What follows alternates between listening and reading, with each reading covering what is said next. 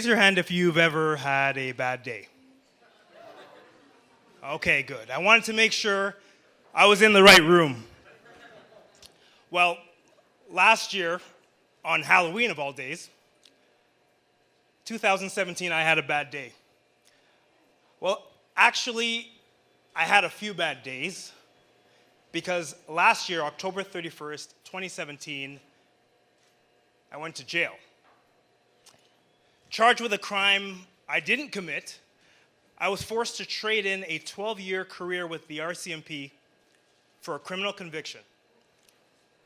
My red jacket, Stetson hat worn proudly by every Mountie for an orange jumpsuit, and my home in Burlington for the Joyceville Correctional Facility in Kingston, which oddly enough actually has a Google review. So how did I get here? I'm glad you asked. It started 12 years ago when, while on duty, I walked into an airport. I'm not going to get into that. If you want the videos online, just Google Kwesi Millington, Vancouver Airport. In 2009, I testified on national television as to what I did. 2011, I was wrongfully charged with perjury. 2015, convicted. 2017, Halloween of last year, I went to jail. Did I ask you if you've ever had a bad day? Well, imagine this.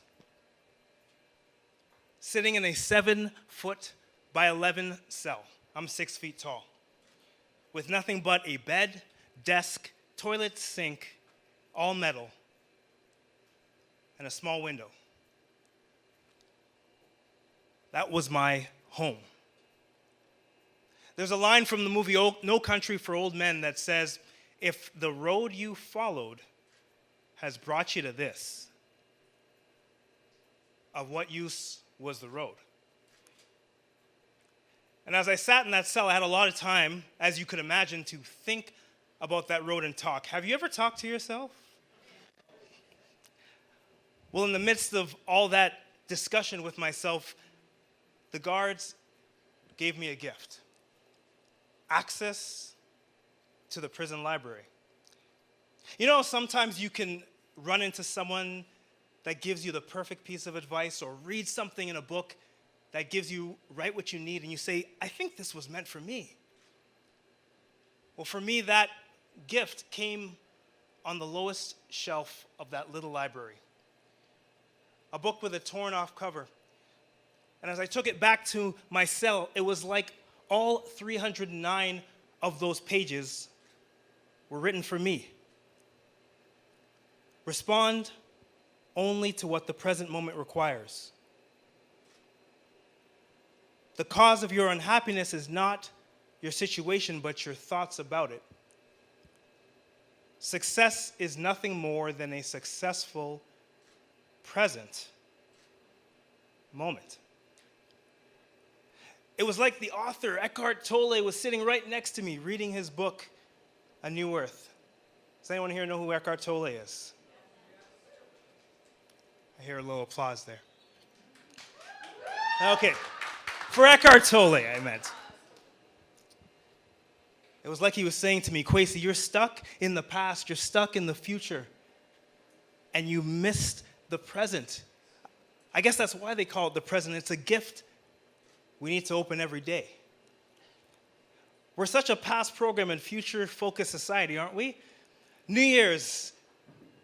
As soon as New Year's is done, we're focused on Easter. Easter comes, summertime. A few days into summertime, I'm hearing back-to-school commercials. And we're not even on Halloween yet, and what do I see in the store? Christmas decorations. But I learned that seeing is freeing, and when I read those words, I realized that the only thing I can do every moment in that cell was ask myself, what can I do now? Of course, all you can do in solitary is eat bad food and read books. But 30 days into my sentence, I received my own version of freedom. Minimum security. I could actually walk around. And as I stayed tight to that question, what can I do now? I believe my GPS, my God positioning system, pointed me to the office of a man named John. John was a teacher in the school, and I walked by his office one day, and he looked at me from behind his desk and glasses with his master's degree on the wall.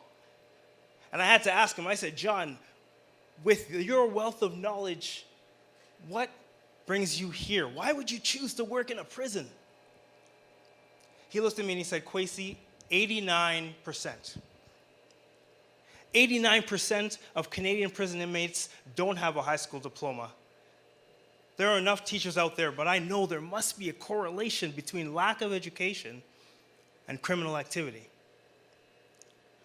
And then he added, Kwesi, I know about your perjury charge. I know you shouldn't be here. But how's this? How about you come work with me in the school and help tutor some of these guys in English? Help them learn, and we can help them get their high school diploma. So you know what I said? Yeah. I said, what's my starting salary? I started working with John. And something special started to happen. In those moments when I was helping those inmates, in the moments that I was helping them, I slowed down. I stayed in the now. And I temporarily forgot the past 12 years of my life. I temporarily forgot the chemical cocktail of depression drugs that I'd been on. And in those moments when I was helping, not only was I present, but I had purpose, and I can actually say I felt peaceful in prison. Thanks to John and Eckhart Tolle, I took 2 lessons. First, the path to peace is presence. And secondly, the way out of your hurt is to help.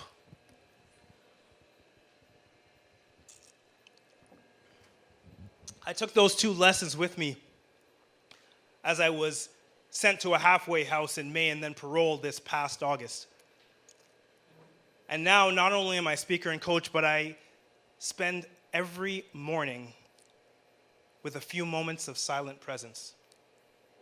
I volunteer for 3 separate organizations: Toastmasters Gavel Club in Brampton, City Kids Youth in Hamilton, and Food for Kids in Burlington. And best of all, I'm off my depression meds for good.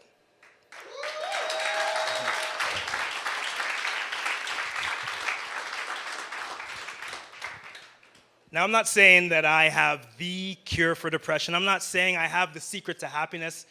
I'm not even saying that in order to learn life lessons, you need to be locked up.